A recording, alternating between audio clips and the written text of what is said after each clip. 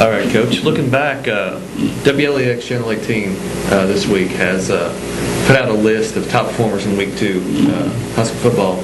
On that list is Caleb Pope. How do you think that's going to affect this next game, just going into it? Well, and I've talked to Caleb, and I've tried to, show him the ropes a little bit about having success, and hopefully that game doesn't go to his head. Hopefully the write-ups, doesn't go to his head. It's only the second week, guys, but now Caleb did have a tremendous night of the night. He rushed for 32 carries for 287 yards and 6 touchdowns. He finally ran the ball the way he's supposed to run it. In the past, Caleb, only wanted to utilize his speed on the outside. He tried to get to the edge. And guys, when you try to get to the edge, a lot of times teams know that, and they're going to spread you a little bit, and they make them sidelines become the 12th and 13th defender. So, Caleb, I think he's finally got the picture, and that he needs to also learn how to be a north-south runner first, then become an east and west when they, break it out. He did that. He got 287 yards the other night, and you look back, probably 250 of them came from inside the tackle, busting through the line of scrimmage, then breaking it out. You go back and when you look at the film, the first 2 games of the year, when we try to run sweeps, we're not getting nothing.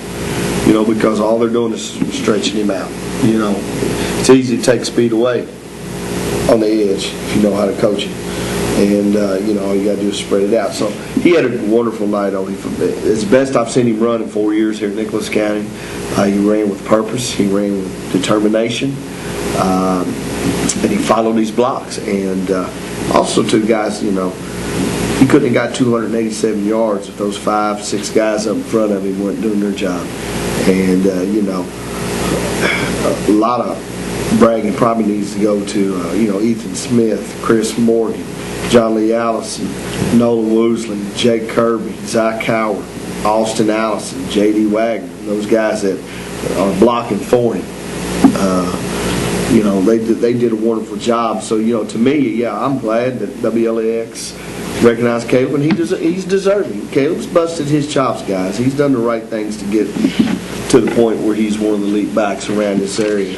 But also, too, as a coach, I'm awful proud of that offensive lineman because they had to be doing something right to get over 300 yards rushing for the night. That's true. Whenever we first interviewed you on the first couple episodes of the show, you were telling us that you weren't really sure where the team was going, what direction you were trying to lead them to, how they were taking that direction. Where do you think we're at now, Coach? We made strides.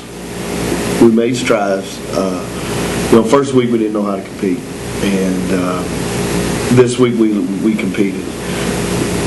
Now, are we going to be humble and want more and work harder, or are we going to be satisfied? Again, I'll tell you that on Friday. I'll tell you if we were satisfied with the victory over Fleming County, because if that's the case, we won't be any better. We won't improve any. If we're hungry, we'll keep getting better and you'll see signs of improvement. So you never know when you're coaching 17, 18-year-old boys, where you at. I'd like to think, we're getting better, and we did. We got better last week, and I hope we get better this week. But as far as the identity of this team, I can tell you the identity of it. As far as from the coaching staff, it may not be what a lot of fans want to hear. We're hard, aggressive, smash mouth football. Guys, we're going to line up. When we have success, we're going to line up and we're going to run right at you. We're not going to hide nothing. We're not going to try to trick you. We're going to line shoe to shoe, and it's going to be man on man. There ain't nothing funny, tricky about it. We're going to come right at you. That's our identity there. Our identity on defense, we got to gang tackle. We have got to be that our opponent doesn't want to run the ball against us because they're afraid they're going to get hit. And if we can do that, keep those identities, we'll have a good team down the road. All right. Speaking of big hits, Coach, just looking back at last week's game, and if you watch online what we actually did, you could see Chris Morgan, number 66. He was all over it, man. Chris got a high motor. Chris got a high motor, and Chris didn't start the game Friday, either offense or defense. And it was a decision of mine, and I was trying to get a point across to Chris. You got to wear the hard hat Monday through Thursday. We all, hey, if that's all you had to do is show up and play the games on Friday, then we all want to play, wouldn't we? And, so I had to get a discipline Chris a little bit, and I hope he got the message.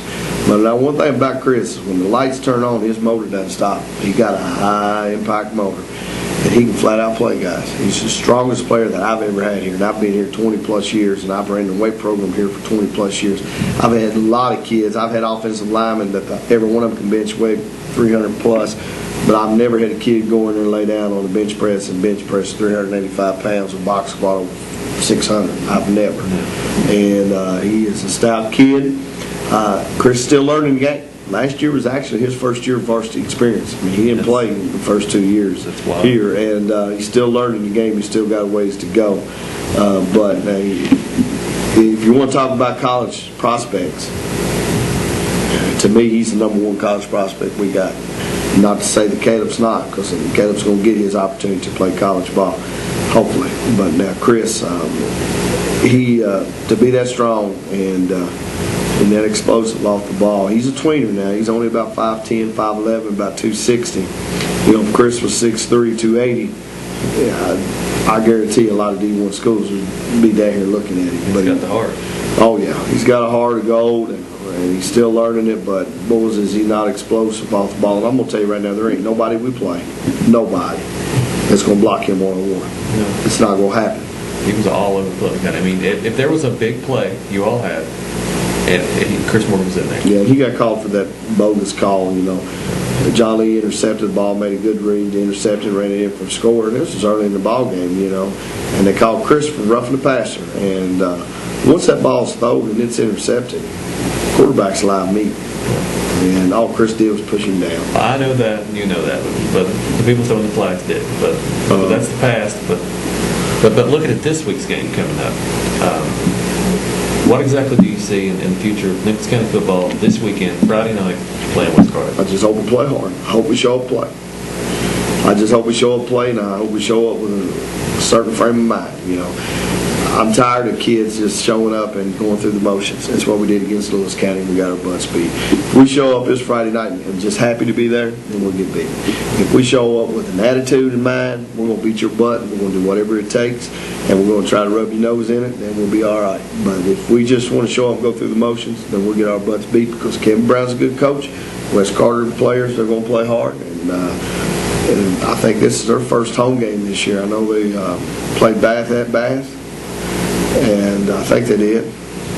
It may be their second home game, but anyway, they got a lot of pride up there. They got a lot of common pride, so we'll see. Now I compared your all's last game to a little basketball game because it was a second half game. I mean, essentially y'all came back. Do you think you all played harder in the second half for any certain reason except you were down in the first half, or just the end? No, we played hard in the whole game. We played hard in the whole game. A lot of people once asked me, "What'd you tell them at halftime?" Whatever told me I was proud of them for learning how to compete. And I said, you are competing. I said, the scoreboard doesn't show up, but you're competing. This is what we're going to do. I'm going to make you a better football team in the second half because you're going to learn your real identity. And you see our identity was lined up and run right at them. And so and I told them, I said, we're going to take the ball in the first half and we're going to score. That first opening drive of the second half, I said, we're going to take it, we're going to ram it down the throat, and we're going to score. And when we did that, you can look at them out there and they can say, but it was still a long way to go, guys. Still a long way to go. Got to keep them hungry. Thanks again for being on the show this week, Coach. Thank you, guys. Just remind you all, you can always check out the Coach's Show every Thursday on kngnetwork.com. I'd like to once again thank our sponsors, Nick Pope Insurance of Paris, both Apple markets here in Carlisle, and of course Johnson Mathers Nursing Home here in Carlisle. You can always check out the Carlisle Mercury every week to check out our sports page and at least see what's going on in sports.